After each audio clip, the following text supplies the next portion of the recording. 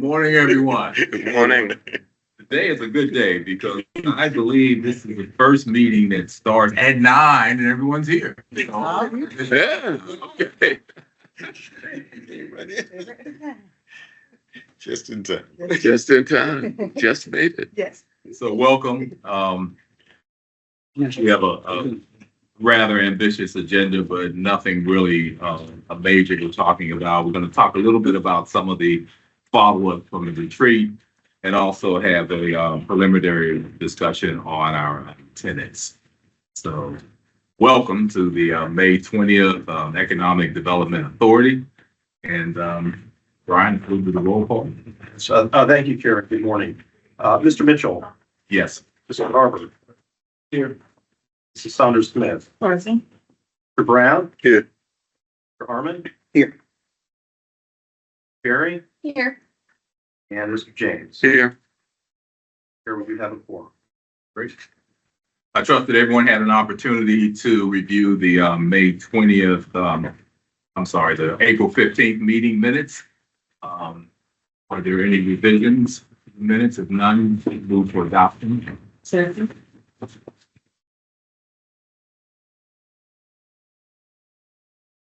Motion and second. Is there any discussion?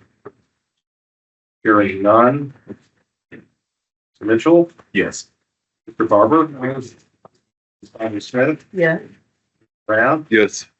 Perry. Yes. Mr. Harmon. Yes. And Mr. James. Yes. Here, the item is approved by a vote of 7-0.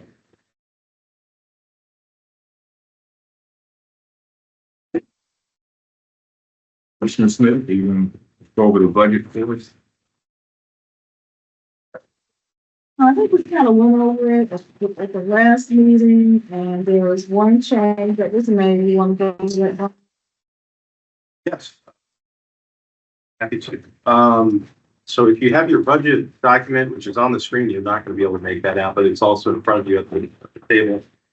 There has been one minor alteration and update on the budget, and that is under line 18 as it relates to your development grant programs, specifically the small business loan program. There has been a slight increase to the administration and servicing of that. It was $100,000 that has been adjusted to $125,000. And again, that is for the administration servicing of the small business loan program, which we're currently in the process of working to prepare services. There have been no other modifications. Are there any questions? Not the budget committee recommends adoption.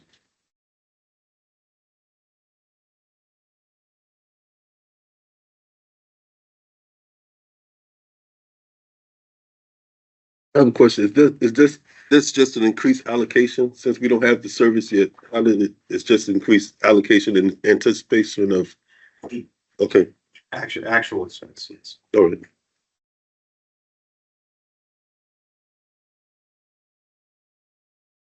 Second. So I think we're still in need of a motion. We had a You recommendation need a motion? committee for adoption, but we are need a motion. Second. Second was by Commissioner James. Any discussion on the item? Hearing none. Mr. Mitchell. Yes. Mr. Barber. Aye. Mrs. Saunders Smith. Yes. Mr. Brown. Yes. Mrs. Cherry. Yes. Mr. Harmon. Yes. And Mr. James. Yes. Chair, the item is approved by a vote of 7-0.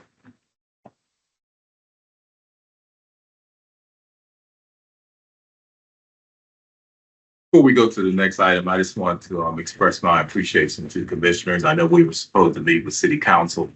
Unfortunately, I had my aunt passed in Pittsburgh. So I had to go to Pittsburgh for the funeral, but those were the reasons why we didn't have it. But I appreciate everyone's consideration for that. We look forward to a new date coming up as soon as possible.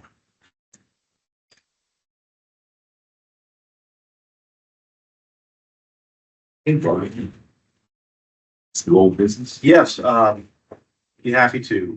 So our first item under old business is an update on 710 Lincoln Street, the Ford Center Commerce Park area of the city. We have recently closed on the disposition of this property, so this transaction actually looks like it closed on April 24th. The buyer was Big Homies. It's about 3/4 of an acre of land.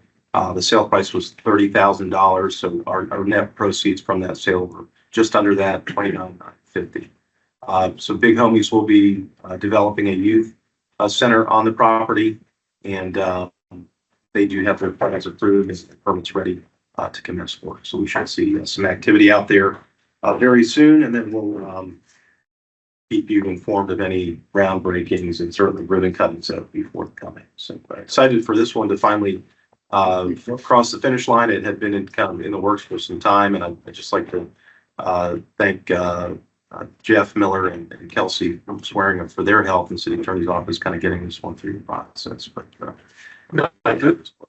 This was a group that they just got a couple of grants from the state for youth development.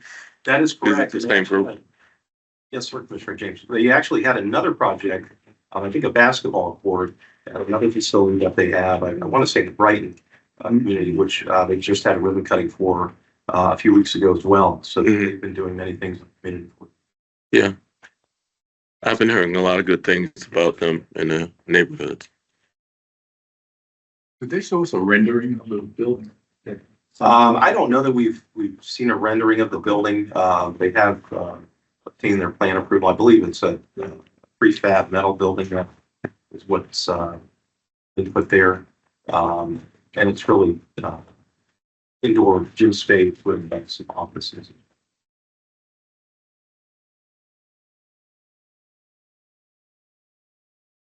Next item is a update on 1028 High Street. I'm going to ask Ms. Chop to come forward and provide you with that.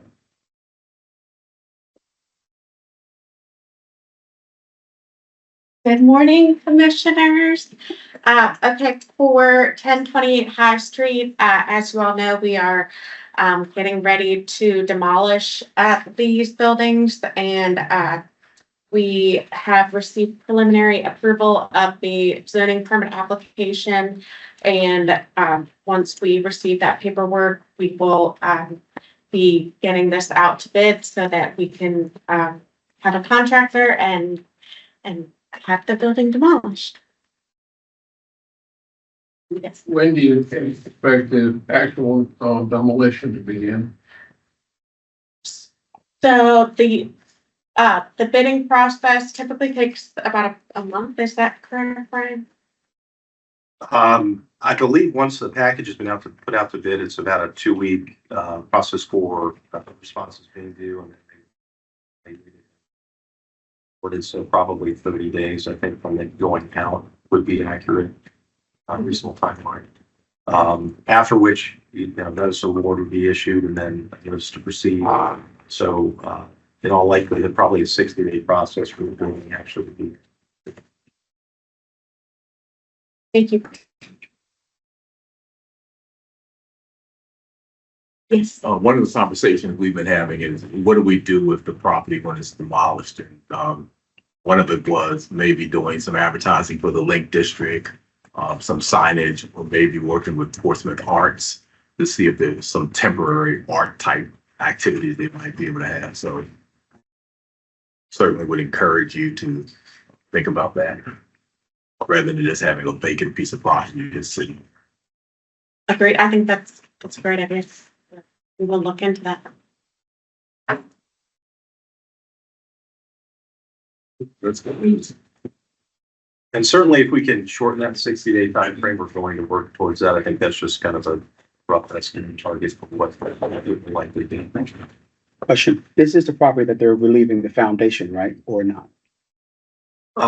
Julie, you want to speak to exactly what is getting demolished and what's going to? Yes. So the buildings are getting demolished to the foundation. The engineer recommended that we leave the foundation for stormwater reasons and to facilitate and the future development of the property. So there will be, just to be clear, there will be building slabs in place after the demolition. We're going to have the contractor make their best effort to cut those flush at the edges of the property so that it's not as unsightly as you would think, that we're going to have it cleaned and make sure that it's looks as good as it can for the foreseeable future until we get it. But it's important to retain that to get credit for the impervious surfaces. So follow-up question, so what impact will that have on people looking to redevelop the site, if any? Should be a positive. Yeah. If you take out the slabs, then you've got pervious material rather than impervious. Well, that's what I thought. I just wanted to make sure. Okay. It helps with their stormwater management Yes. requirements. So there's a cost savings as well as it helps assist with the overall development site. I got you. Improving some of that area for getting a credit essentially for what's there now. Thank you.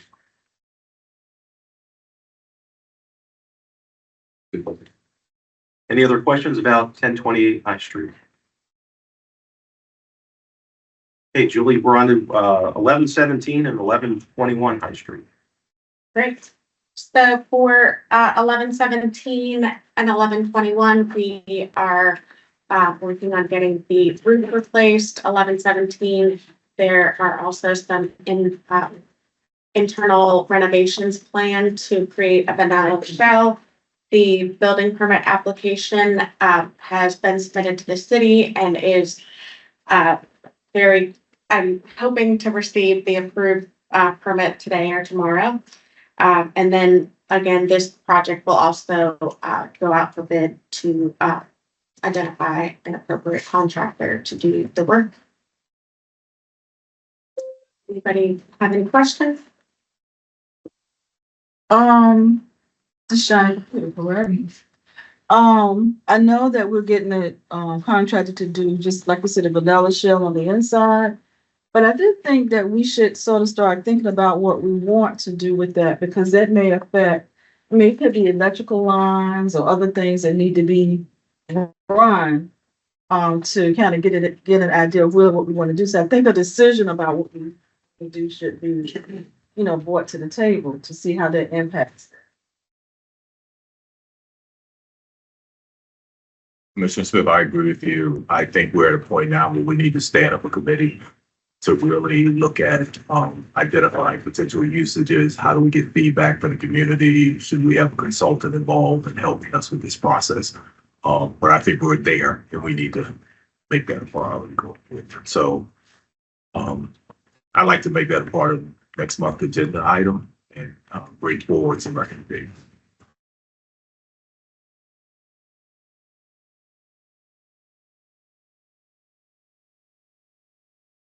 Let me just ask a clarifying question. Is your thoughts specific to this building, or is it more generic for the types of development that would be appropriate for the innovation district? Oh, I know it sounds like big and basic, but I think our priority is really around 1028, 1117, and 1121, because those are the biggest pieces that we own in the Link District. But I think we'd be remiss not to look at the broader picture in terms of, are there some synergy to what we do there with something else that we like to do? But I think all of those things, Neil, ought to be part of our discussion when we stand up something. So,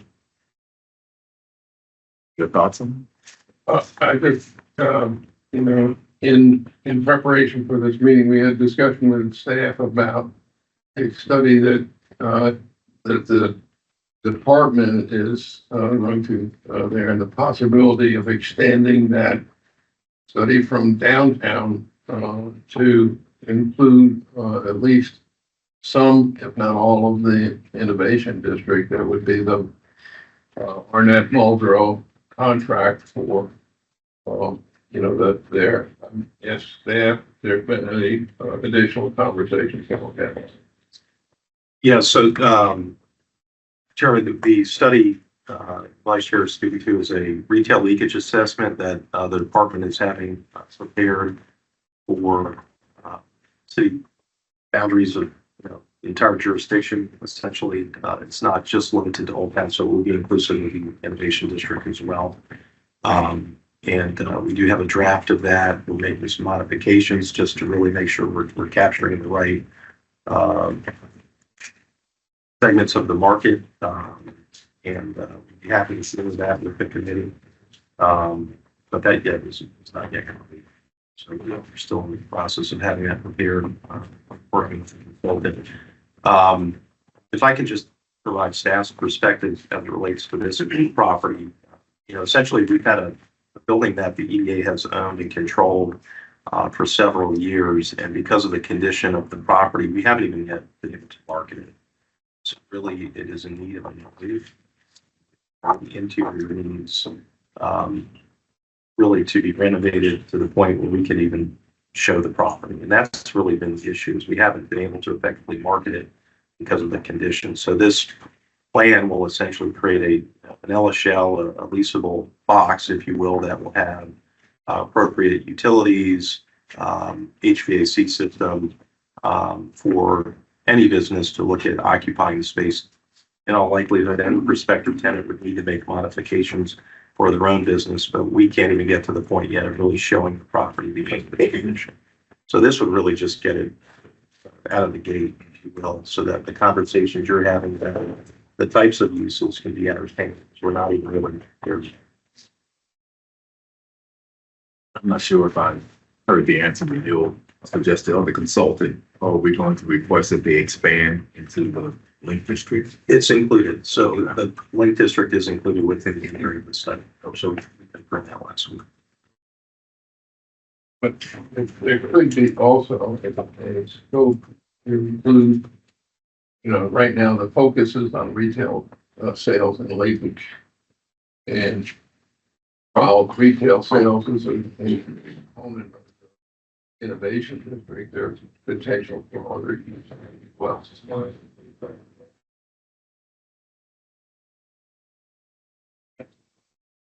Any additional questions?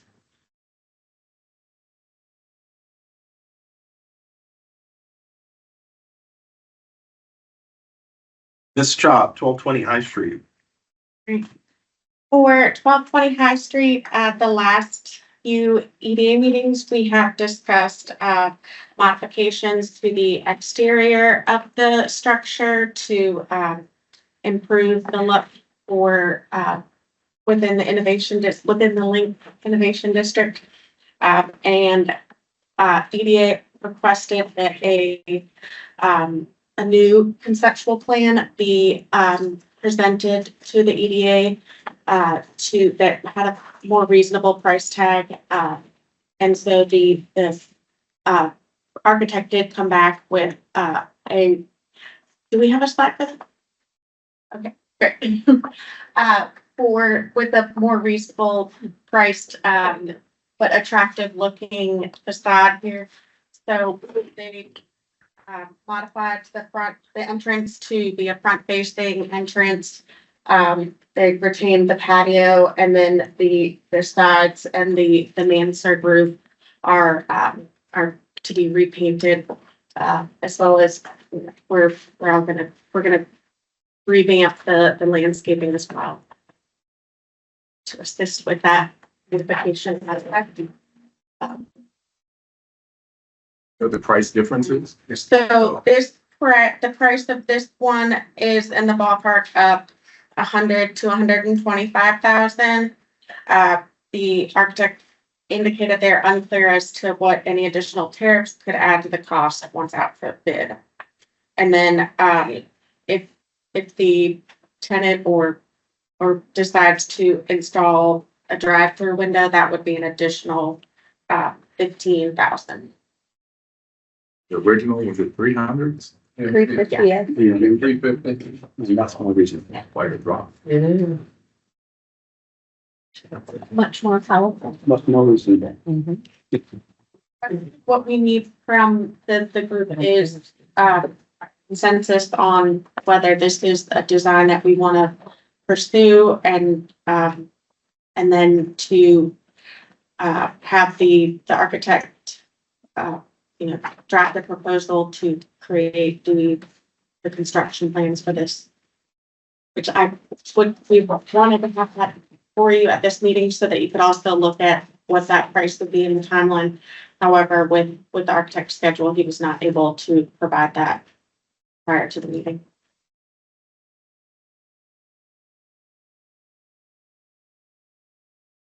In the interior, the tenant, has he shown us any idea of what he might be doing with the interior? Is it too early to see that?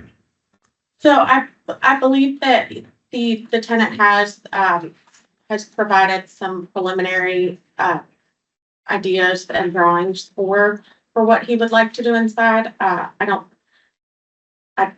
believe that he's pursued anything concrete at this time.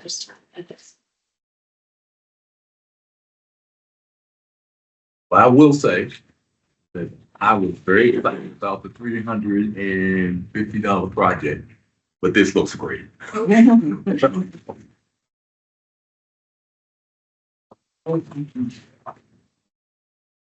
Is there a consensus of the board that you would like first to move forward with getting a proposal and going in this direction? I think that's fine. Yeah. Is there actual construction taking place, or is it just renovation, like painting? Because are they building extra parts to the building, or? So I believe to modify the front facade to create move the front entrance, that would require actual construction rather than just painting and such. And then the patio would also be part of the construction plan. Okay. Can you mention? Or to our deputy city attorney on proper course of action. The chair, just take consensus. Just raise your hand if your consensus for us to move forward. Like it's unanimous.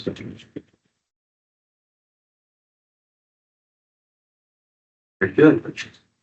Good job. Thank you, Ms. Shaw. We've got one other item, so don't disappear yet. And that is 934 High Street. I believe we've got an update on this property as well. Okay, so for 934 High Street, we received the phase one environmental site assessment from the consultant. The assessment revealed a 550-gallon automotive gasoline tank on the front area of the property along High Street. The assessment found no evidence that the tank was removed, and this is a recognized environmental condition, which the consultant recommended that a phase two assessment be completed to investigate the tank and identify the closure and test the soils in the vicinity.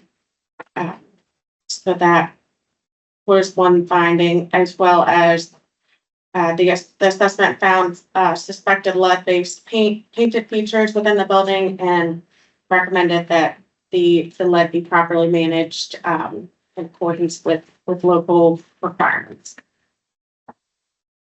Any idea of the cost associated with that? Roughly? With the phase two, Right.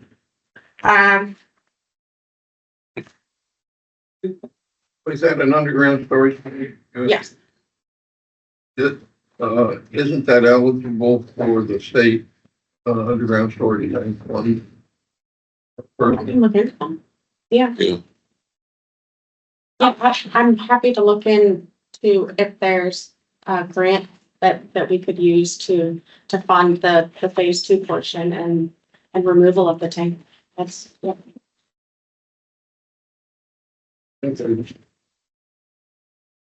Super.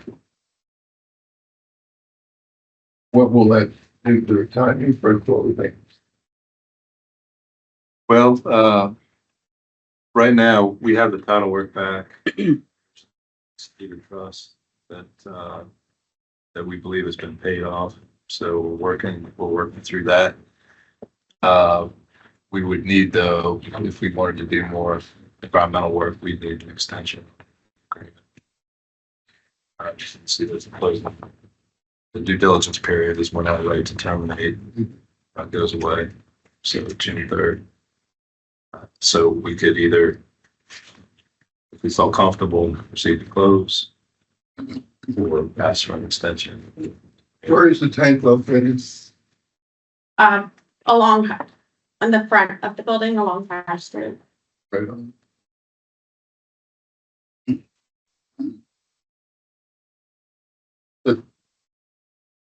Do we have to dig up the front in order to obtain access? I believe that's what the phase 2 would be. At least to get a soil sample, and then phase 2 would then provide further recommendation. Any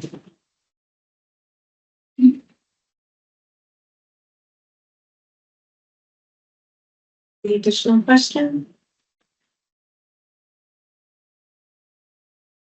So we will be, I think, following up with 2 actions items here. One will be obtaining a phase 2 assessment with any necessary testing, but also asking for additional time for the due diligence period, which I think probably a 30-day time period would be appropriate to have that work completed, and have certainty that what you are requiring is a condition where you're not.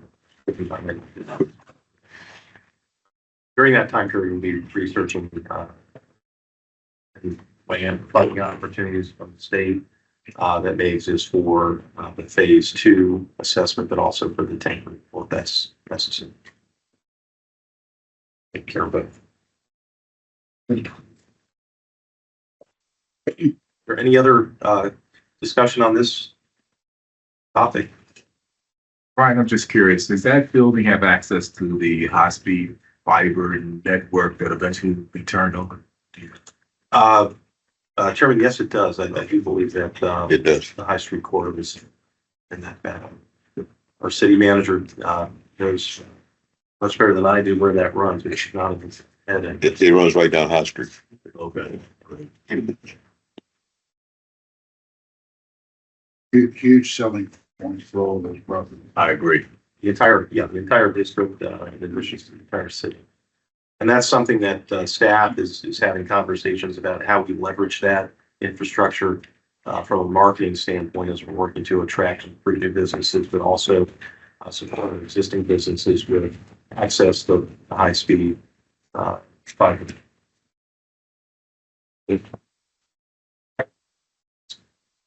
Oh, I'm sorry. Vice Mayor Moody? Just as a sidebar, that storage tank is there. There used to be a Mason and Haynes Buick dealership in that building. And they used to pump gas up the new cars, with the dealership. I read that in a history book.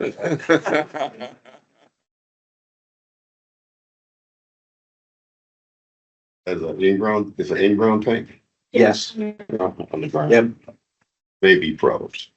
Yeah, on board. Yes. That's automotive road. There's a few other in the vicinity as well, but not on this particular property. The phase 1 also mentioned that if there is residential within this area, then we would want to do further testing of the soil, which I believe we can do as part of the phase 2 that we're doing already. So just to have all the bases covered. Any further questions? Hearing none, thank you, Julie.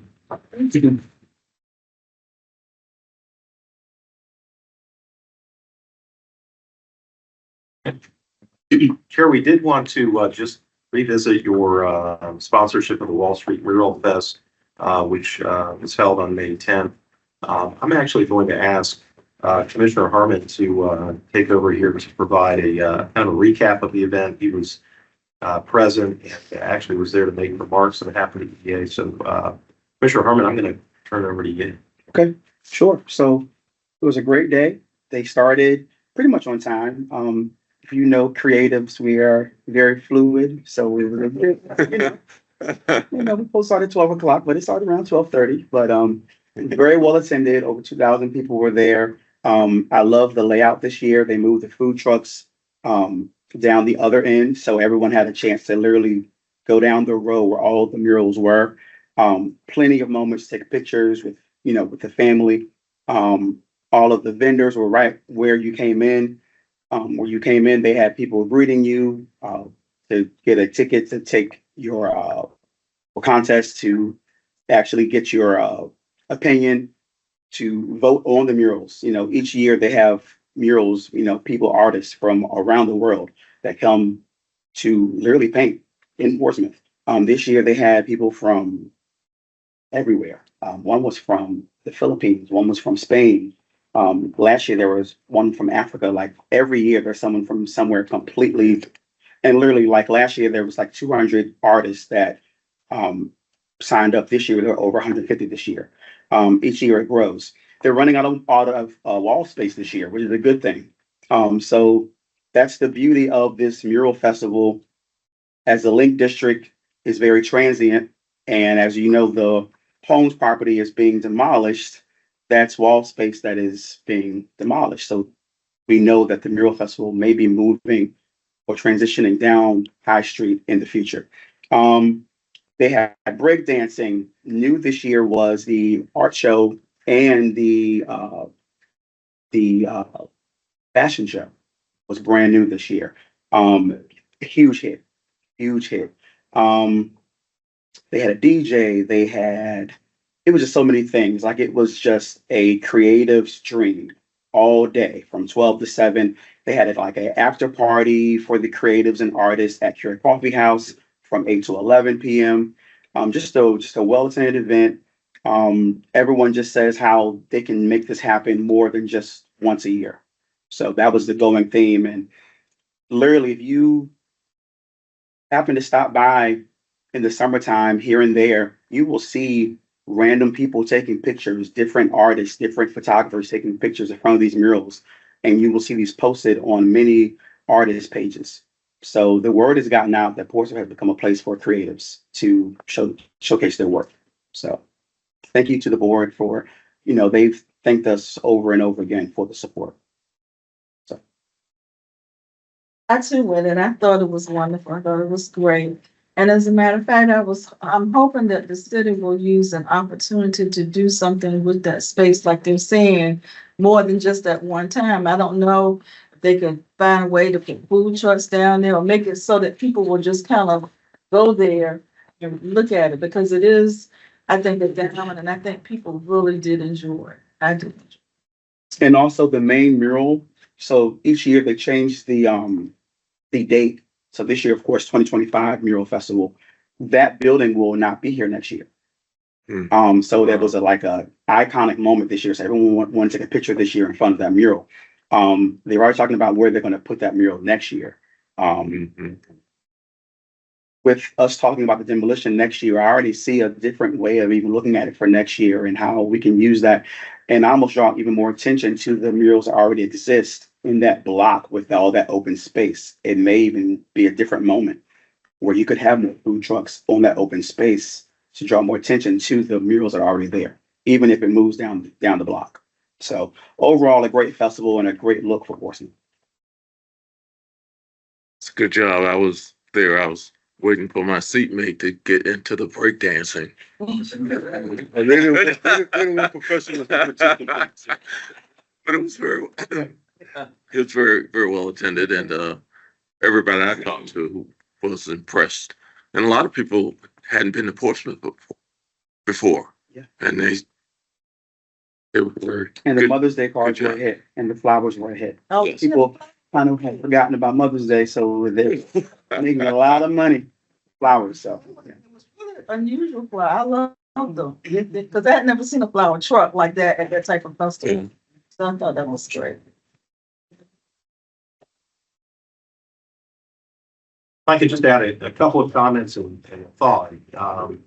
Yeah, this has really turned into a destination beyond just the date of the Mural Fest. It's become a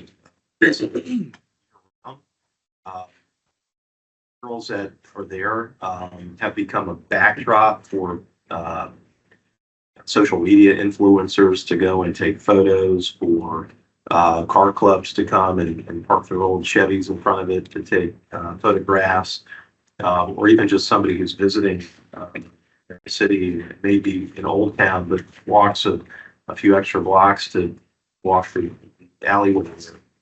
So it's really become quite a destination. I think there's an opportunity to make more of this. To Senator Smith's point, right now it's really a daytime destination. There are only a couple of Dominion streetlights in that alleyway. I think there's maybe two. And just a few of the businesses there have their own lighting at the rear of their properties. As part of the Mural Festival, John Joyce, with support Portsmouth Public Art, was able to obtain permission from the property owners to string pennant flags, kind of crisscrossing the alleyway, the entire stretch for the event. And that's the second time I think that's been done. I do think there's an opportunity to make that kind of more of a permanent installation, but perhaps a lighting installation, where lights could be strung up along the alleyway that String lights? in the evening hours, which would help to make it kind of a 24/7 type of destination where people would feel safe in the evening, maybe taking that stroll from Old Town to Wall Street to look at murals.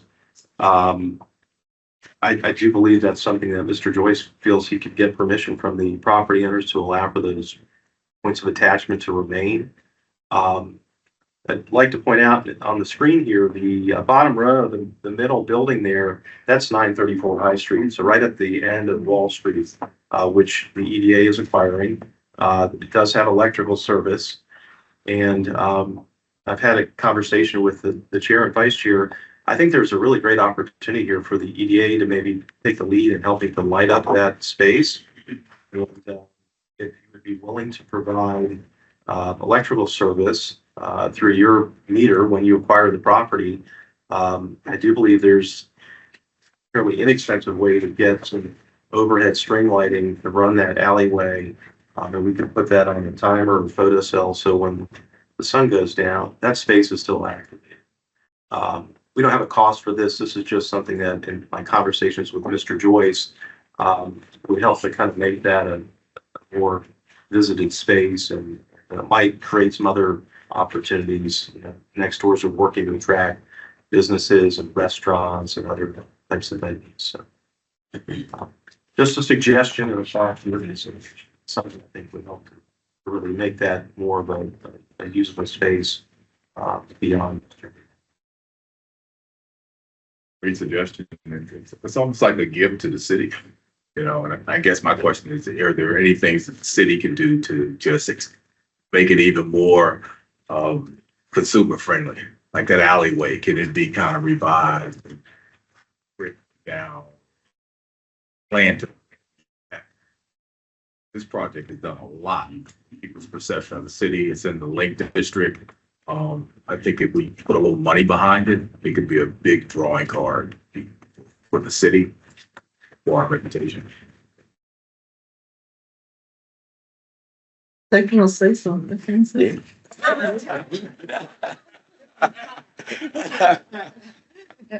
One thing you find about me, I can never be put on the spot. So I'm just listening. We will absolutely take in what you have to say. We'll discuss it among ourselves and see what it is that we can do to assist. Thank you.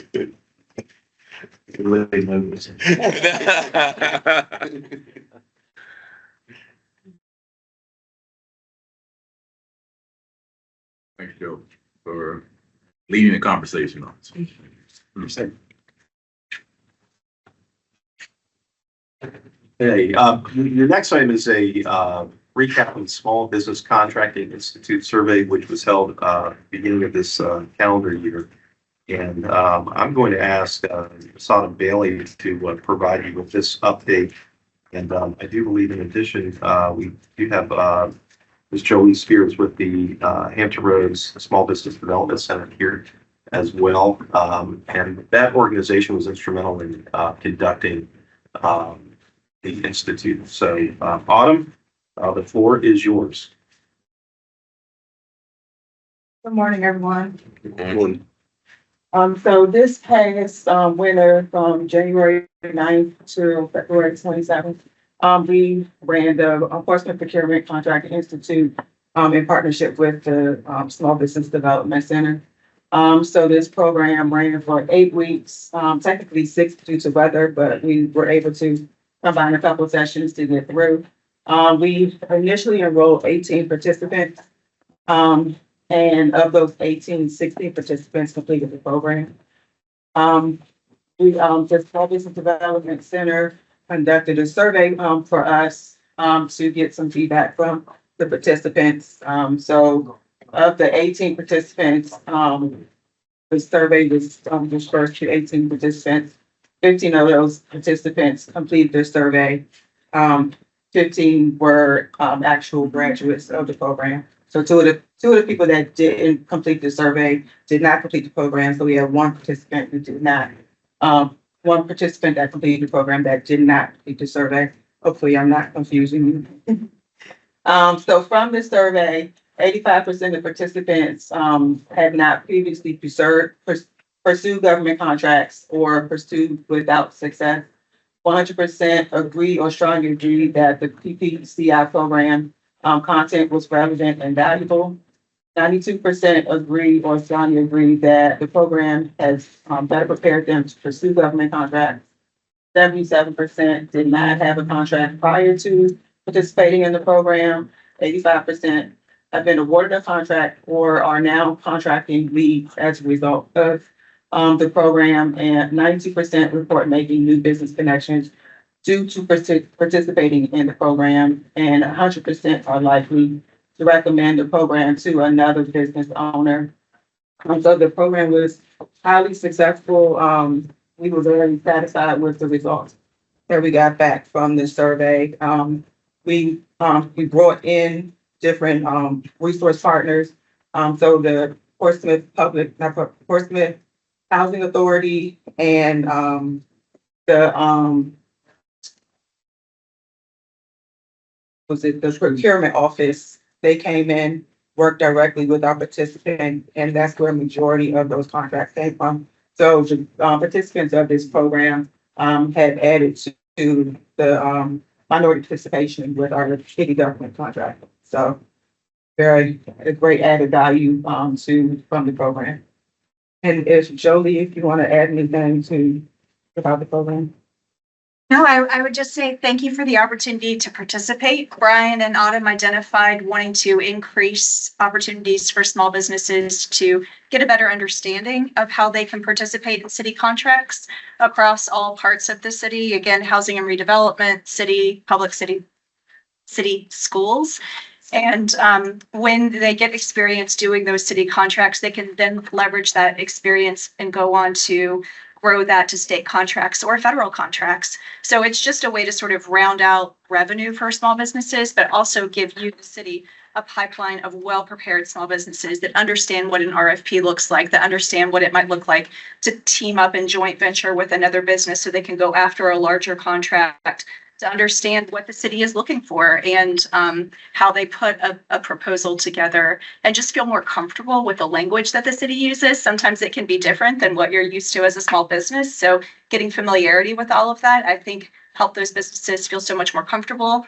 The survey results were outstanding. If you are a quantitative person, then those numbers work for you. If you're a qualitative person, people were saying, I mean, it was just 5-star reviews all around. Every single business, we have all of their written testimony about how valuable and impactful it was to them, how appreciative they were of Portsmouth Economic Development for being a leader in this area. Portsmouth is the first city to do a program like this with us. And now we have other cities knocking on our door saying, oh my gosh, we've heard wonderful things about Portsmouth. Like, how can we do that in Chesapeake? How can we do that in Virginia Beach or Norfolk? So I think your leadership in this area has been wonderful for the rest of the region. And we continue to be available as a resource to these small businesses. The program ended in February, but we are continuing to meet one-on-one with the businesses that participate to advise, guide them, help them as they continue to explore contracting.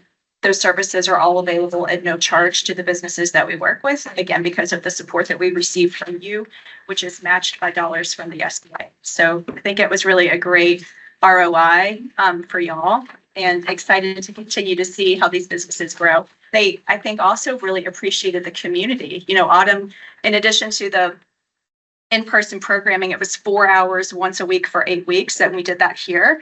Autumn created a couple of social opportunities for them to get together outside of the class, and the networking that was happening there. You know, we talk a lot about access to capital is very important for small businesses, but social capital can be equally as important too. So they gained a lot of that, and just this week, an email came across my desk where they're all still emailing each other on group chat saying, hey, I saw this opportunity for a great contract that has popped up. It looks like it could be a good fit for some of the other folks in the class. So I think that that is intangible, but really a great result too. So thanks for the opportunity to support this. Two questions. First one, do you have anecdotal knowledge of actual people being awarded a contract, particularly with the city? Yes, there is definitely one business that had a signed contract moving forward.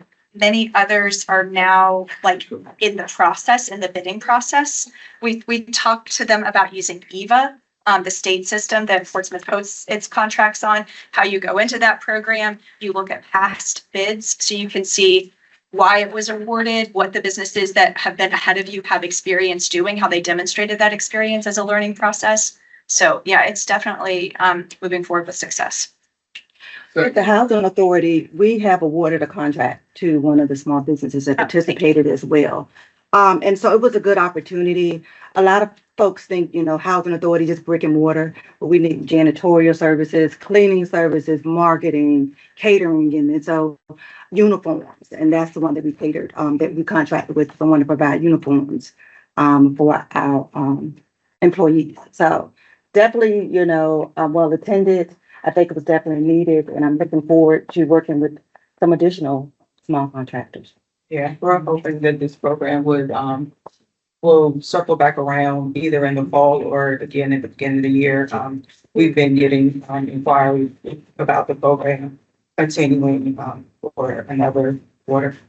We had 36 applications. And so we worked with Autumn to sort of look at their experience. We asked how long they had been in business, how many employees they had, what their revenue was, to make sure that we were working with businesses that had had some experience in business, but we accepted a couple of new businesses as well that really, I think, benefited. You have one more question, I think. It's more of a general question.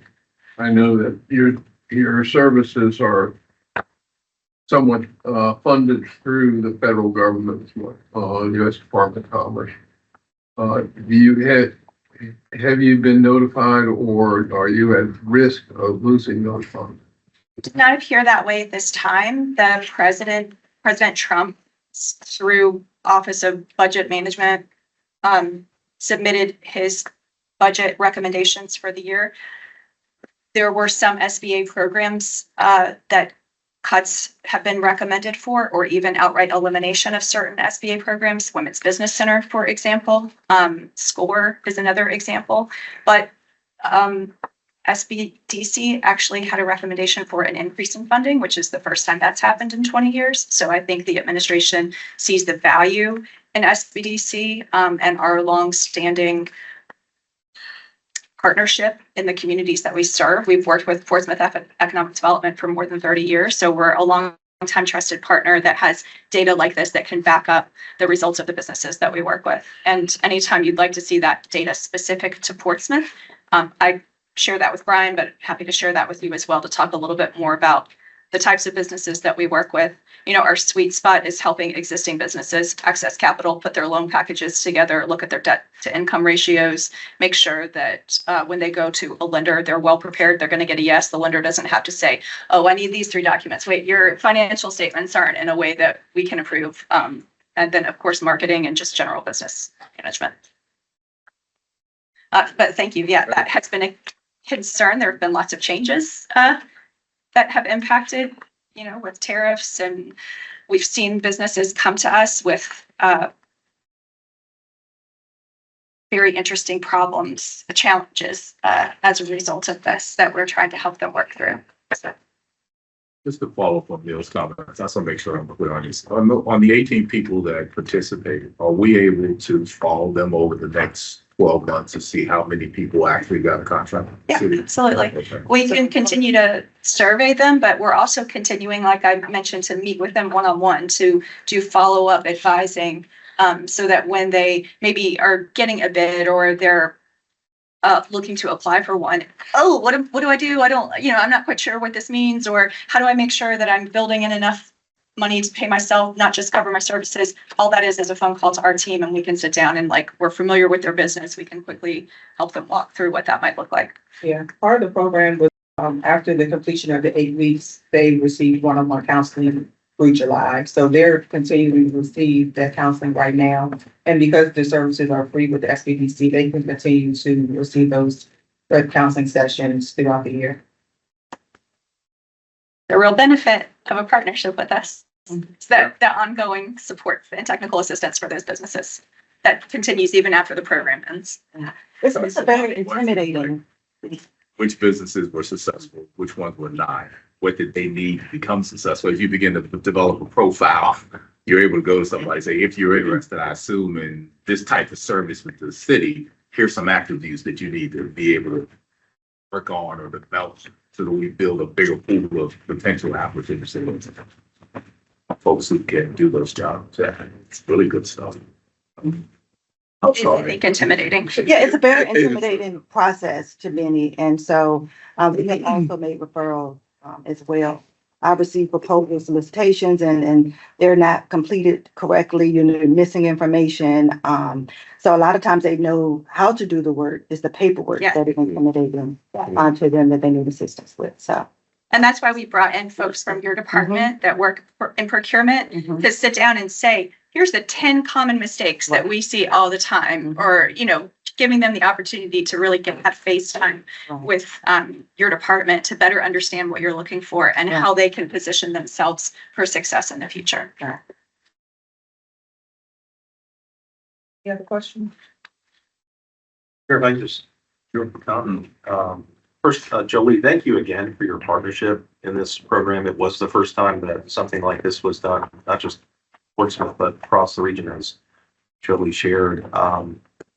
Our expectation is that the businesses that completed this program are not just pursuing contracting opportunities in Portsmouth, but they're now prepared to go anywhere in the region, even at the state level, to pursue those opportunities as well. So this is really something that's much greater than just, Portsmouth. These up that they're going to do business in Portsmouth and continue to grow here. But this steps them up, this takes that region. So it's a big deal, and I think that other communities have noticed it, and I would hope we'll be partnering with you there as well to do the same thing and help their business grow. And to Autumn, just thanks again for your launching this program. It was really your initiative that created this, and I'd like, if you could you share about next week and what you have planned, because I think it's a nice follow-up to this program and what you prepared for next Wednesday. So next week we're having the second annual How to Do Business with Portsmouth on May 28th from 10 a.m. to 4 p.m. So last year we focused strictly on the city procurement offices, public schools, housing authority, and the purchasing office. This year we added to the program. So in addition to the 3 procurement officers speaking on how to become a vendor and their upcoming opportunities, we are bringing in private organizations and developers to speak on opportunities with their companies. We'll again have 30 vendors available that will provide resources, the developers and those private companies will be available to speak with participants at the table. And then we've added matchmaking. We'll have about 10 private companies that are interested in meeting one-on-one with these businesses to see if they have any opportunities to help you with it. So we're expanding, making it even better than last year, and hope everyone can attend. We're excited for the program this year. Just wanted to compliment you. You look great on TV. You did an exceptional job. And Brian, you should be proud. You once again, your staff has shown how great they are. So We are proud. my wife came and grabbed me during the session and said, "You need to watch this." And you were very, very informative talking about that. But you haven't seen that? Oh, you need to get a tape. Yeah, so you can use the QR code to register. We will have food trucks, so we're trying to support Portsmouth businesses in all areas, and give them as many opportunities as possible. Any questions about the program? Thank you. Thank you. Sure.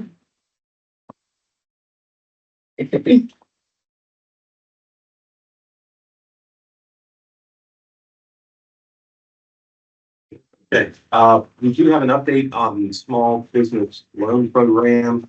I'm going to be brief with the update. I have been notified by the purchasing office that all of the evaluations for the proposals that were received have been completed, reviewed, and they are currently in the process of making an award. Our expectation is that at your June 17th meeting, we will have a agreement for the program for your review and consideration so that we can launch this new loan program at the beginning of the fiscal year. So we've made some progress there. We're getting close to wrapping it up, and we'll have all the specific details that we'll be able to share at your June 17th. Questions on this slide?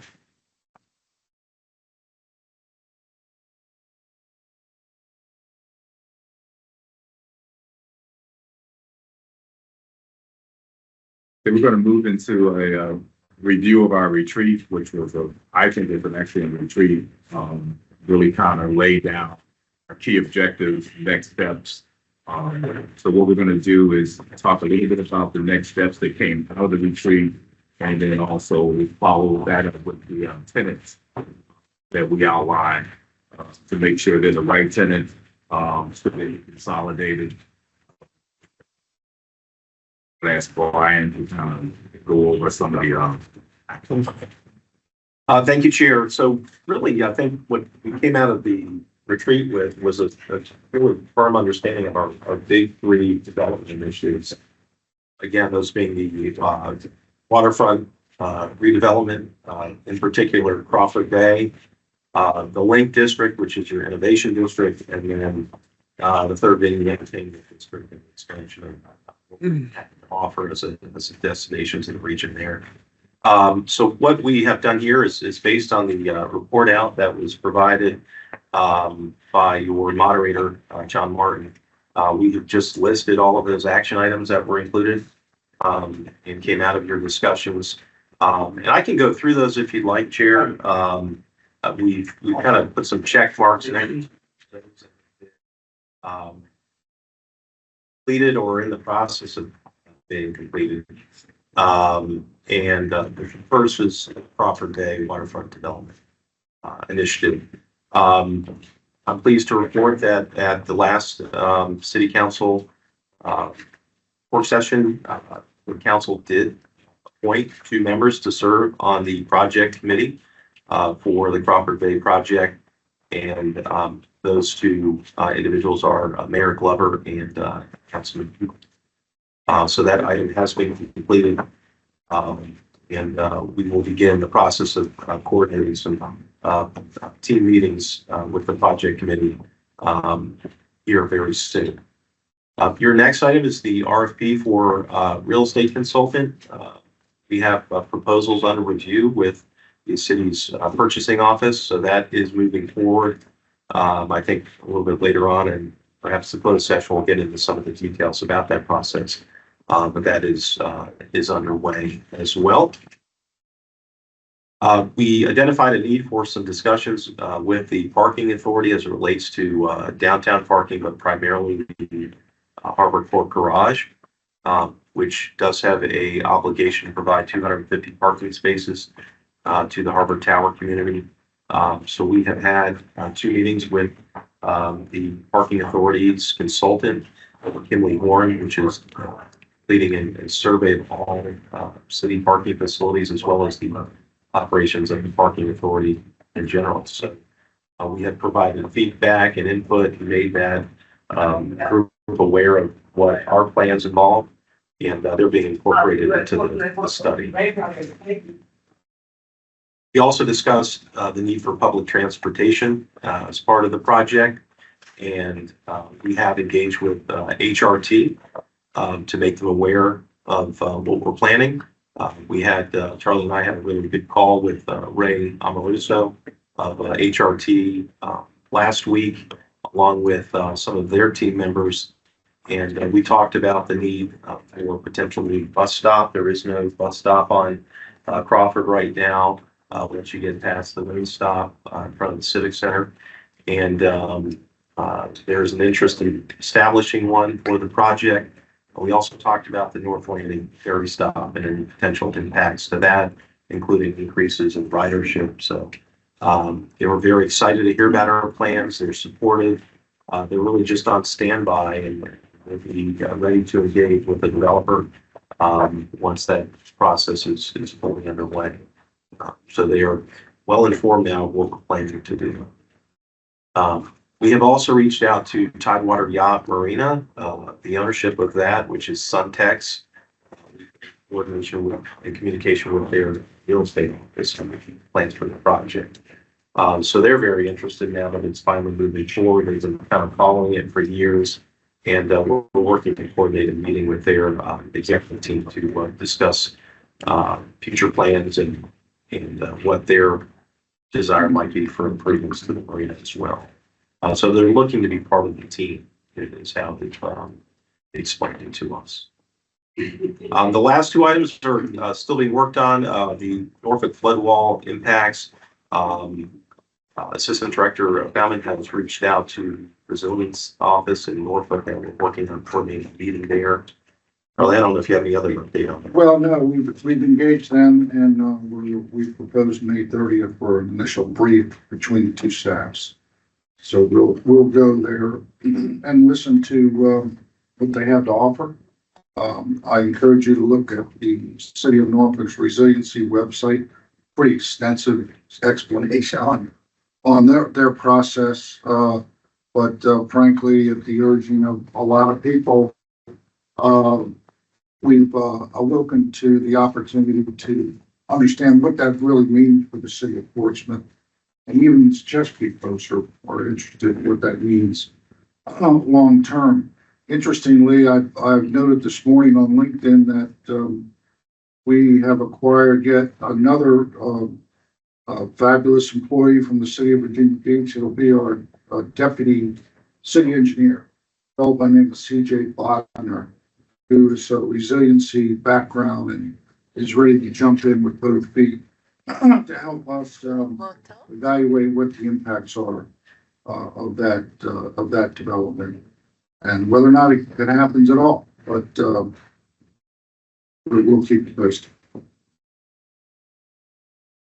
Thank you, Charlie. The last item there under Crawford Bay is the EDA City Cooperation Agreement. This is something that is kind of a work in progress, but will be involving the project committee as we work to identify areas of common interest and responsibilities from the EDA and City Council as we work towards development of the site. So we'll be engaged with the City Attorney's Office to hammer out the details of that agreement.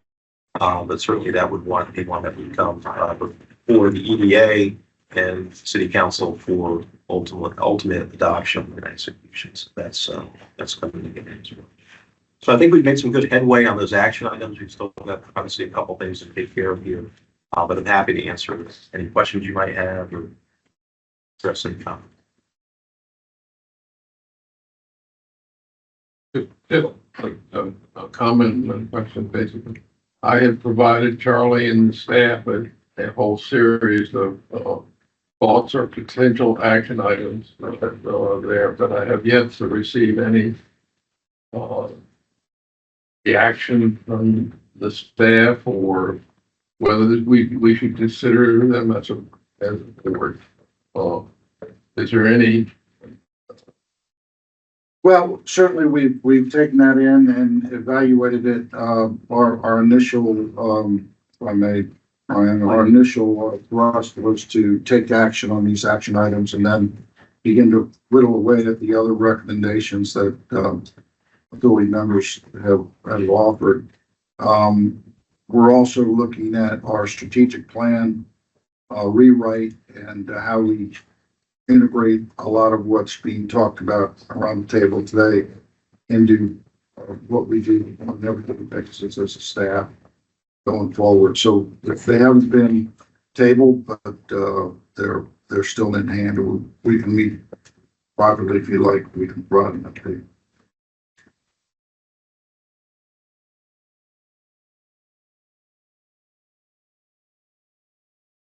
So any other, just on Crawford Bay, any other questions before I touch on the innovation link district? So on the link district, we had 3 action items that were identified. The first was branding, placemaking, and marketing. I believe everybody's aware we have rebranded the innovation district. It is the link district. Really great story behind how that name came to be. We are working with the marketing office, Peter Togola and Davis agency there for the next step of this process, which would include producing a logo and a true marketing plan for promoting this area of the city. That is under development. I do believe there are some funds that have been included in the coming fiscal year's budget to assist with this process. So stay tuned. We're going to be looking at things like different properties that the EDA owns for perhaps installing some signage and some gateway installations just to really help kind of establish that you're there arriving in the district when you enter. So we'll be coming back to you with a plan on how we're going to approach that. Zoning ordinance revisions. This is really falling under the purview of the planning department, but it is something as they announced to you in April when they're in front of you. They are moving forward with rewriting the zoning ordinance, so they'll be having some community input sessions and there'll be continued dialogue with the EDA before that recommendation is prepared and ultimately brought to the Planning Commission and City Council. So that is underway. And then lastly is the infrastructure improvements under the RAISE grant. That's the federal grant that the city has received. My understanding is the city engineer, his office is moving forward with the planning process, which includes design work. So happy that one of those items is checked off, the one that we control directly, but obviously we want to come on that aspect of the lake district. Raise grants, I know we've kind of went back and forth, but are you saying that the funding is currently still available for the raise grant? Yes. We'll be drawing down on those funds. You can only draw down when you spend. It's a reimbursement tax loan, so you have to spend the money first to draw down. Yeah. We pay. Right. Is there a timeline where we will start seeing the beginning of some of this project started? It just finished with the actual signing of the documents to actually solidify the grant. All right, so that was the first portion. We had been awarded the grant, but there was still some negotiation about how the grant would be actually done. So we just finished that piece of it. So we're entering the design piece of it now. So we'll solicit designers to help us, our engineering firms to help us, and our architecture firms to help us design the process. That's when the actual money will start to be spent on the process. To actually complete it, you're probably still 2 years away from completion. So the drawings that we saw with the Innovation District consultant, are those kind of what it's gonna look like, or are we? That's a concept. That doesn't necessarily mean that's what you're going to end up with. Okay. When we're doing this as a presentation to get the idea across the finish line, we had to come up with some visualization to show you what it is we're trying to do. Okay. So that was the purpose of that. Although we don't want to, go completely away from that, I can't guarantee you that's going to be the product that you end up with. Okay.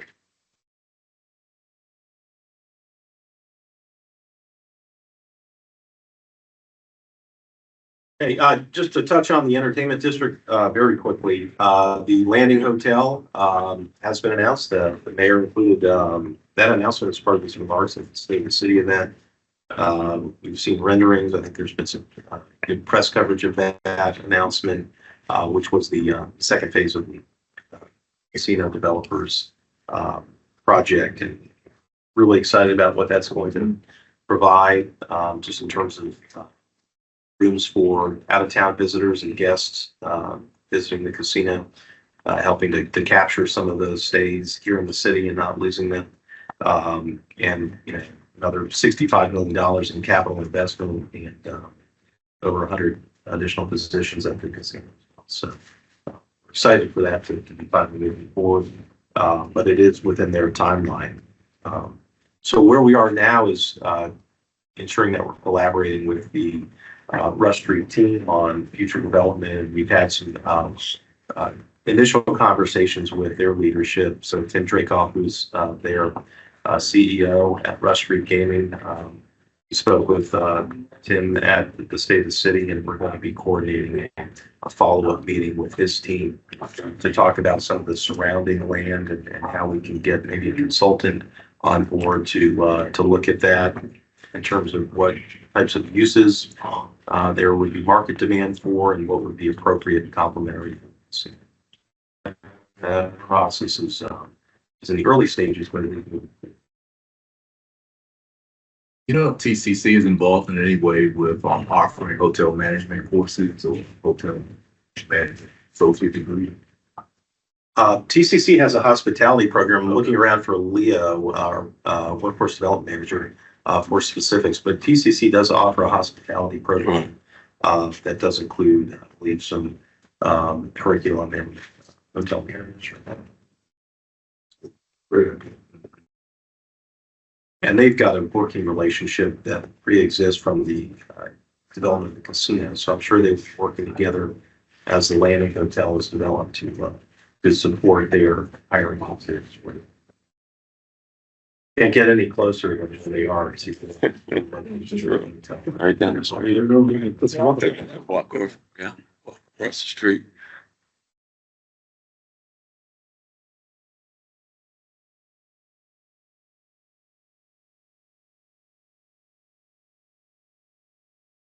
So Chair, you had asked about the development tenants, and they are included on the overhead here. And I do believe they are also included as part of your meeting minutes from the retreat. So they should be at the table listed, I think, with a little bit greater detail, but they are here for your discussion. My initial reaction was that 10 is a lot of tenants. I thought we're not going to solve it today, but I'd like to see us narrow that down to maybe 3 or 4, if possible. So I'm sorry. no, I'm looking for thoughts on that. At first glance, these 10, I agree, it is a lot. And a lot of these, and you can redirect me if my assumption is wrong, but a lot of these just seem kind of like these are our responsibilities as a commission anyway, to ensure that the projects that we're pursuing are in alignment with strategic. They seem like our responsibilities at a baseline. And so like one particular topic or one particular item that is not listed here, but that to me would seem really relevant for our city is something to touch on our history. You know, that like whenever possible, we want, you know, our history to be acknowledged and remembered and recognized as we're considering, you know, maybe our future developments or something. But those kinds of things to me seem a little bit more like where we could get creative in how we develop our tenants. But these to me seem like these are our responsibilities anyway, is that was my first reaction. Right. Yeah, my first reaction as well is, I think, Mr. Chairman, if you're asking for ideas, a lot of the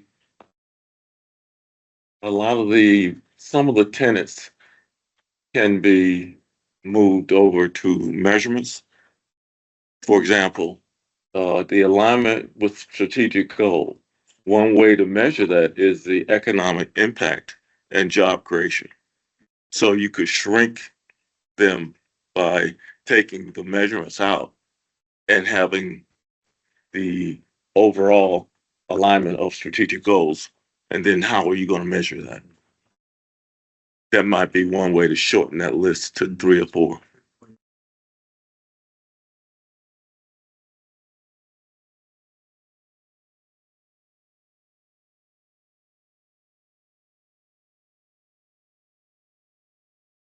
Other initial thoughts? No, I think it's a good list. I mean, I go back to my private sector things, and we had a manager when I was working for Kraft Foods in Chicago. He said, if you can't get it on one page, I don't want to read it. So you don't want to have too many because you need to focus. And I think it's a good starting point. But yeah, 3 or 4, no more than 5 goals. And then we can figure out how to measure those goals and then come back and next year see how close we got to them. I think the history thing is one of the benefits of Portsmouth in the sense that when I walk around and talk to people, we don't play up our history as well as we should. I mean, one of the things that I found out was the house that I think Benjamin Franklin, the past house, it has like a mirror in the so you could see who was at the door. And there are little nuggets that when you talk to people, yeah, It's the busybody. it's the busybody. Yeah, and when you talk to people, and I wondered about that for a long time, and then someone told me, I don't know if this story is true or not. I read it like Vice Mayor did in a book that they said the reason that Portsmouth has the largest group of anti houses, older houses, was because the British bombed all of them in Norfolk. That was the war, but we don't talk about that. There's only say that wasn't burned down. Yeah. See, that's so. I think your comment about the history is something that we need to sort of lean on a little bit more, especially with people. In my vision, especially with people who are coming from outside the region to go to our entertainment district, to go to the casinos, not only the one in Portsmouth, but the one in Norfolk. These is a little bit like core values, and that maybe a phrase that's used a little bit more in the private sector. But like we went through the process at Crofton of identifying our core values, and initially when we did that, I had a similar reaction of like it felt like the things that we were laying out were kind of obvious or things that we were trying to do anyway, but they had not been articulated and put on paper. And now that they are something that we go back to on a regular basis. They are influencing our decision making, how we are interacting with each other, how we're dealing with our customers and our vendors and things. So, yeah, it reminds me of a similar model. It's using the core values kind of framework to guide our. If I understand you correctly, I think I hear you saying that history is a core value and we try to integrate it into all the things that we do. So if we have a new building, it's possible it may have some signage that relates to that. It may have some rooms that are dedicated to some historical fact. So that wherever you go in the city, there's some reminder Right. of the history of Portsmouth. Yeah, sort of. So if history is a core value or a tenet, that's at a very high level, kind of macro level, and based on each development, our hope would be that at somewhere along the way, our history would be acknowledged. Maybe it's a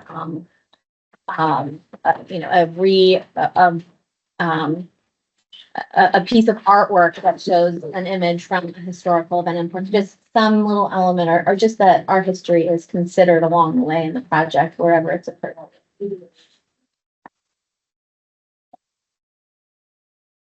There's a lot of history here. I mean, I think part of the problem I have as a person who's not from Portsmouth, I don't see it, because the buildings don't exist anymore. Like, I didn't even know the building used to be a dealership, and I don't even know what High Street looked like in the 1920s. Because so much of it has been torn down. So trying to remind people of what used to be here, I think is a great challenge. But And I think we have a unique opportunity as a commission, as a board, as well as a city, to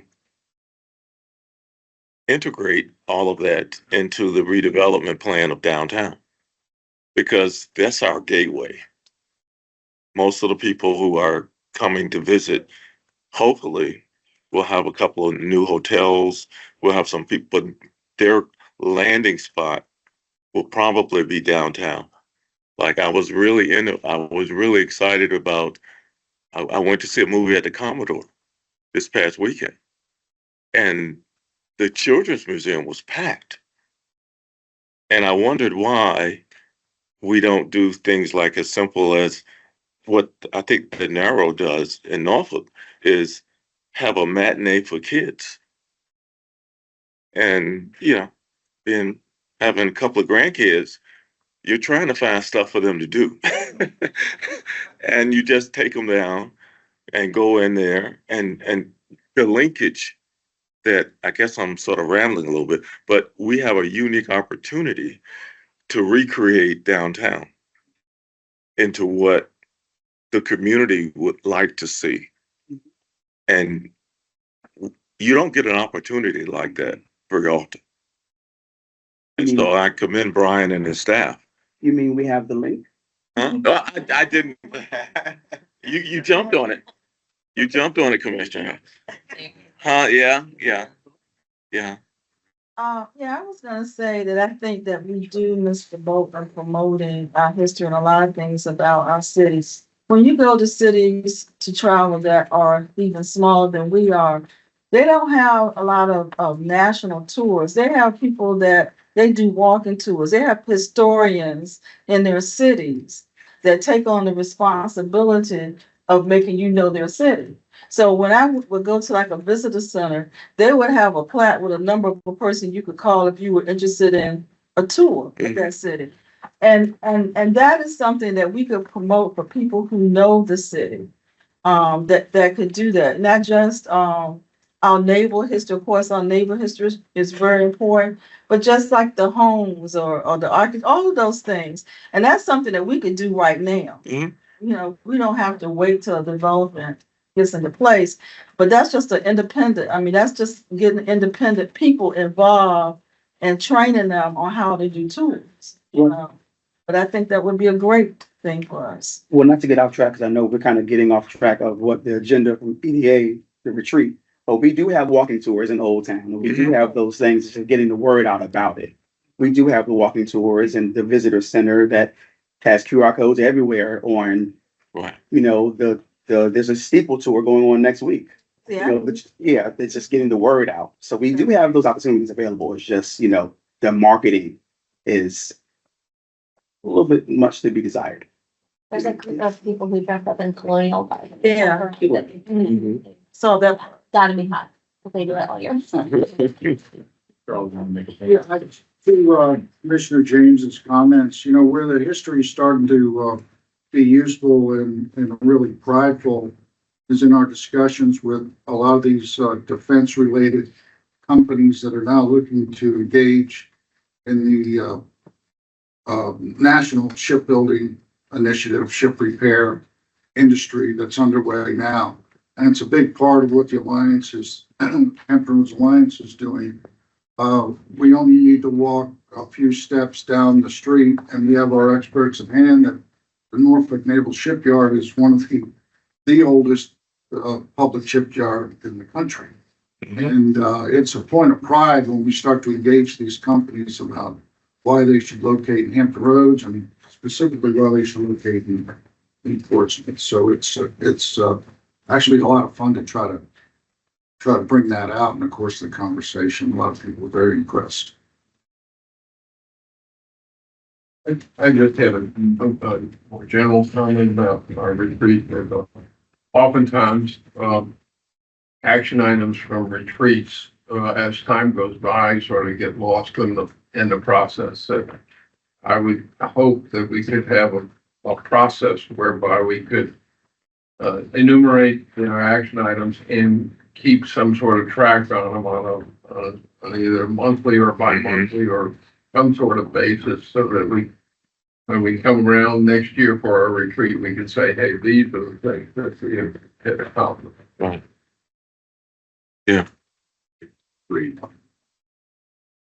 Okay, so we'll go back, we'll take a look at that. If anybody has any recommendations for consolidation, please send them to myself, Neil, and then we'll revisit it. Okay. Cool.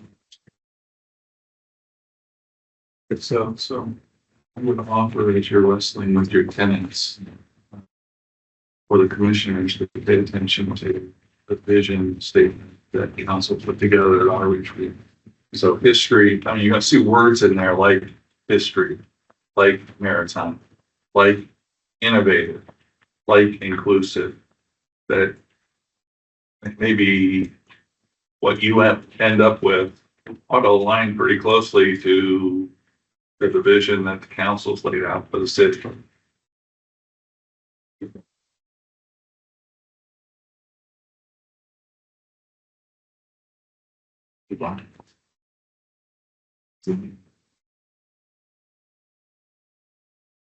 Hey, could you mind advancing? Thank you. Chair, I think you touched on this earlier, but we are working to coordinate for a makeup date for the rescheduled joint meeting with the city council. So we do not have a date for them yet, but we are working with city clerk and city manager's office to establish a new date. That's appreciate council moving forward with one of those agenda items, which was the project committee after the work session last week. But we will be working to get you a new date here very soon. Okay. New business? We have no new business, but there is a need for a closed meeting.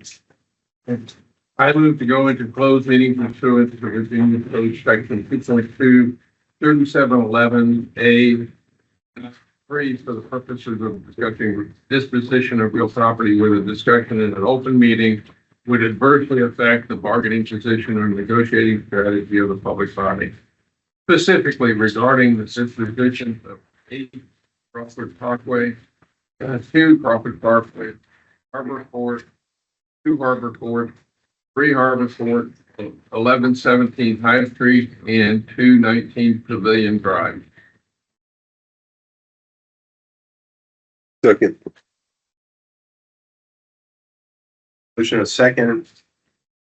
Any discussion? Hearing none. Mr. Mitchell? Yes. Mr. Barber? Yes. Mrs. Saunders-Smith? Yes. Mr. Brown? Yes. Carey? Mr. Harmon? Yes. And Mr. James? Yes. Chair, the item is approved by a vote of 7-0. We are now in a closed meeting.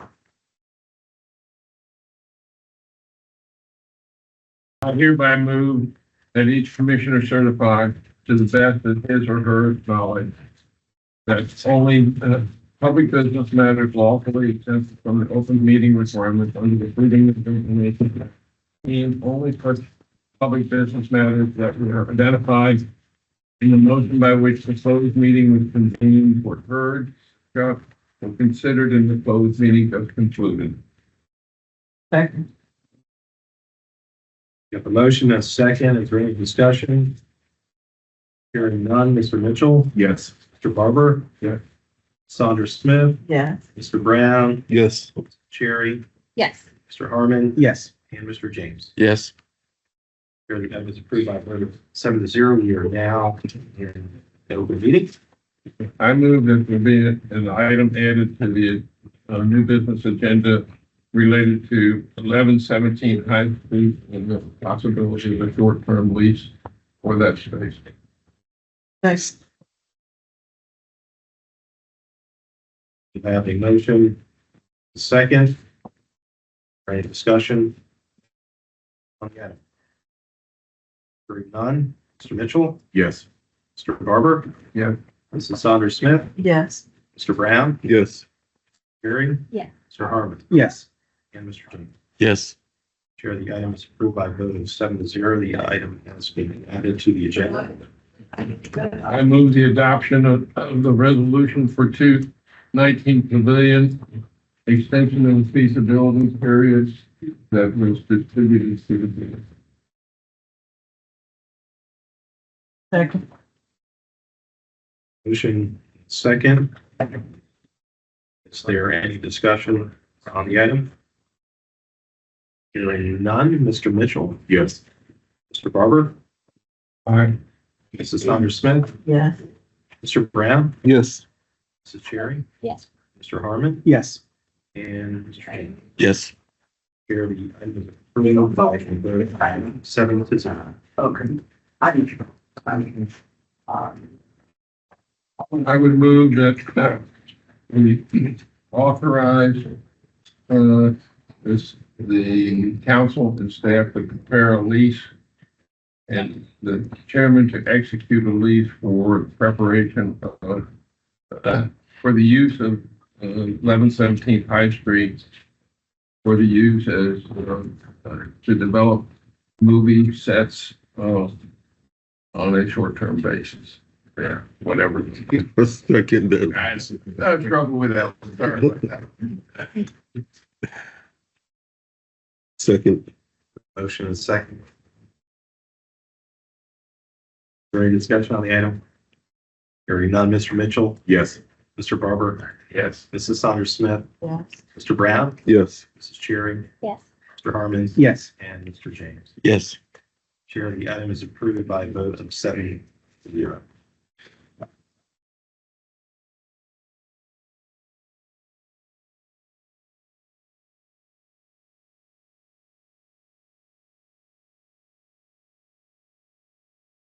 Do you have any items submitted by board members? Discuss. I have an item, but I have a question. Can we get an update on the property, townhouses, secure property? Was they having any groundbreaking, good moving?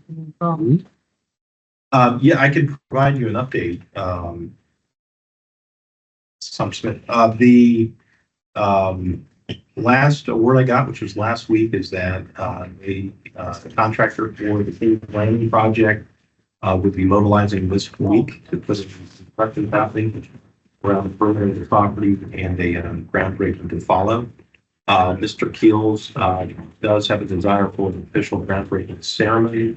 However, we want to get the actual construction work underway first in doing that. So it would coordinate with our office for the actual event itself, which he wants to. Yeah, well, and do those time for starting construction. I'd have to move back there. I think we referred to Fred J. It started within, let's say, 90 days.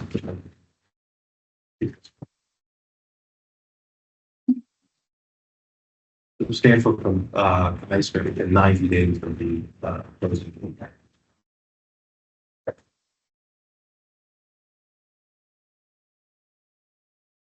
So stay tuned. We will let you know as soon as the groundbreaking ceremony itself is planned. And certainly once actual activity, construction activity takes place, we can certainly make that. Is there any intent to revisit our properties or rediscuss our properties in Aston Square area? There is, in fact, that question came up earlier this week, and we are planning to, at the June meeting, revisit the plan for Craddock. There's a few things that have to happen there, including we think is additional property that needs to be transferred from the city to the EDA for assemblage. So we can bring that before you at June. Good question. That is a good question. We forget about credit. That was on my mind earlier. Good question. Any other items for the board? Yes. I was for sure with the board the topic of the Marriage Museum. Is that? What? Sure. I shared this with Brian and Chairman Mitchell a few weeks ago, but in thinking about our guiding tenants and Portsmouth history and everything, I'm on the board of trustees for the Marriage Museum, and I spoke with them about if they would be open to members of the commission paying them a visit and maybe them showing us some of their exhibits that are tied to Portsmouth's maritime history as a way for us to kind of strengthen our knowledge and awareness of what history there is here. And they have such a vast library of objects and artifacts, and only a really small percentage of it is on display. In addition to that, they are just an organization that is so well aligned on their mission, vision, values, and what guides their decision making. And Paula Kedzie is their president and does a really excellent job of leading their team around that. And I just thought it might be interesting just to hear from them how they use, that guiding tenets and that framework to steer their initiatives and directions. So if that is something that is of interest to the group, I'm happy to facilitate. And these seem very eager to support that as well. So. They're also a pretty place to be, right? Mariners Museum? No, they're not. Mariners Museum. No. Oh, the Naval Museum? Yeah. Oh, I didn't know that. They're looking for a place to go. Where? Interesting. Early on. Interesting. Well, that's interesting to know. But that's a good point, Commissioner. I mean, they have a. Well, and Yeah. We might want to change that part of the conversation. Okay. Yeah. All right. Sorry. Well, Brian, you had asked me if they, Yeah. ever loan out artifacts and things like that, maybe for the link or for waterfront. And I did, reach that question for them. And the answer was possibly, but it's up to the conservation department, and it's a very case by case, and there's a ton of factors. But something interesting that they did share is that they can do reproductions of documents and artwork. So if there are things that are at the museum that are tied back to Portsmouth history, that might be useful for a developer to know that there's a local resource that could bring some connections to the developments that would tie back to our neighborhood streets. And just something for food for thought. And if you all are interested, I'm happy to help with that. Based on the nodding of heads, I think there is interest. Okay. Yeah. Okay. Yeah. Will do. All right. If you know, what is the status or the purpose of the train that's by the pavilion? Do they have a purpose as to why they put it there? I was thinking economically. What could, Train is a historic I mean, is monument. it just supposed to sit there? It was okay. It's like the ship that we got moored, the old ship that says Portsmouth on the side that's just sitting there. It's a historic monument. Go ahead. No, go ahead. It would if you go back to the time when I was sitting at that table, but Ray Gendros came in and had some vignettes of 5 communities in Portsmouth. That after Craddock was one of them. The logic was it wasn't my idea, it was Ray's idea. They had a train and they were going to make it a train museum similar to what you have in Richmond. And that was supposed to be marketed in tandem with the outdoor theater complex. but council changes, people changes. It was there and it was funded, but it's never been marketed. But that was the idea. So people would go and see a concert, they would walk out, and they would go walk through this train thing.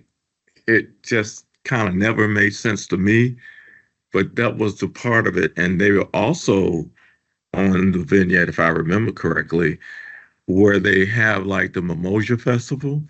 That was going to be the core of their entertainment district, because the logic was they moved away from, and I'm meandering, but they moved away from the uh, thing, the stage, because the residents of Old Town were complaining about parking. So they wanted to build an entertainment district there, and they didn't have the votes to take out City Hall and the jail. It's privately owned. Pardon? It's privately owned right now. Yeah, Yes. it would require a lot of work to be a museum. The train itself, I thought was on loan from the That was- Transportation Museum at Verona. That was what I remember Ray Gendris telling us. That's not true. From what I understand right now. It's Okay. Really? It's private. Because that was part of the deal, was they were loaning. That's right, that's what I recall. Yeah. We used to be able to go in it. Privately controlled at least. Yeah, you used to be able to go on. I'm over here, but Anyway, So, Do you know who owns it? it was, I can find out. I don't recall offhand the person's name. yeah, interesting. Maybe Norfolk Southern, I don't know. Okay, we have one more item, Brian. This is last staff item, Sheriff. You have a groundbreaking coming up on Thursday, May 29th with the DeLong Company, which is the agricultural transloading facility. That groundbreaking will be again on Thursday, May 29th at 10 o'clock at 1 Harper Avenue, which is just adjacent to Portsmouth Marine Terminal. And we are expecting a large turnout for that. I do believe invitations have gone out. Yeah. I'll try to resend those just with some additional details and reminders. But we certainly encourage you to attend. We'll have representatives from the DeLong Company from Wisconsin here in town, as well as CSX. I believe we have some state officials, possibly some federal congressional representatives also in attendance, as well as city staff. So would encourage you all to join us if you can. We'll make sure that invite goes out. But a big event for a pretty significant project here. That is it.